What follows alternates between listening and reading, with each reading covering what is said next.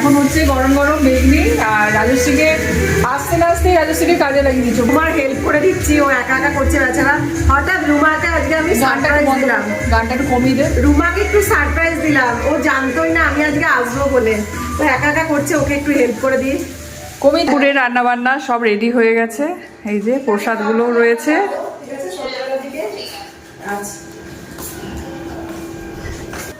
শাড়ি পরেছে তখন থেকে সেজেই যাচ্ছে, সাজা আর হচ্ছে না।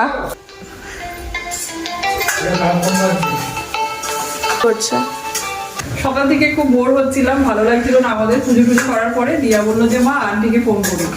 তো প্রথমে রাজশ্রীকে ফোন করেছে, তারপরে নিবেদিতাকে ফোন করেছে। তো নিবেদিতা আসতে পারলো না, ওর একটু অন্য জায়গায় প্রোগ্রাম আছে, তো সেই কারণে আমি তোকে আসতেই হবে। ও আসতে চাইছিল না। তারপরে জানেন তো, আমি কিন্তু রুমা যখন আমাকে ফোন করেছে তখন কিন্তু আমি রুমাকে বলিনি যে আমি কিন্তু আসছি। বড় মেয়েটা ফোন করলো, দিয়া আমাকে ফোন করলো, দিয়াকেও তখন বললাম ঠিক আছে আমি দেখছি। আমার কিন্তু তখনও কোনো প্রোগ্রাম সেটেল হয়নি যে আমি যাব, বা আগে থেকে একটা হয় না, আগে একটা প্রিপারেশন থাকে। কিন্তু রুমা যখন আমাকে ডাকলো, এত ইয়ে করে, বড় মেয়েটাও ডাকলো, আর আমি ওই বাচ্চাগুলোর কথা ফেলতে পারলাম না। রুমার থেকেও বেশি আমি এই বাচ্চাগুলোর কথা ফেলতে পারলাম না, আমি ছুটে চলে এলাম। অবশ্যই রুমার কাছে থাকতে আমার বেশ ভালোই লাগে, আর আমাদেরও খুব ভালো লাগছে। একা একা বোর হচ্ছিলাম, ও চলে আসার পরে। আর হ্যাঁ, আরেকজনও এসেছে, শুধু রাজশ্রী না, এই যে আমাদের মিষ্টি সোনা এসেছে। ও হচ্ছে অহনা, আমাদের দিশা রানীর বেস্ট ফ্রেন্ড। ও সকাল থেকেই এসেছে, তাও একটু ভালো লাগছিল। তারপরে ও আসার পরে তো আমাদের ঘরটা একদম পুরো জাঁকজমক হয়ে গেল। এখন আমাদের আর বোর ফিল হচ্ছে না, তাই না? আমার এসে খুব ভালো লাগছে। আমি আমার বেস্ট ফ্রেন্ডের সাথে একটা ভালো করে দিন কাটাতে পারছি। আন্টি এত ভালো, আন্টির সাথে থাকতে পারছি। তারপর এই আন্টি এসেছে, এই আন্টিটা কত সুইট। এই আন্টির মতোই পাগল, তাই তো? আর হ্যাঁ, আপনাদের সকলকে জানাই সরস্বতী পুজোর প্রীতি শুভেচ্ছা এবং অভিনন্দন। মা সরস্বতী কৃপায় আপনারা সবাই ভালো থাকুন।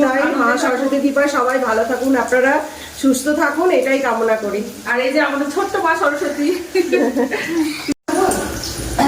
তো ওইটা হচ্ছে আমার বেস্ট ফ্রেন্ড, সেজেছে সুন্দরী বেস্ট ফ্রেন্ড। হ্যাঁ বাবা, তো একদম। তো হ্যাপি সরস্বতী পুজো।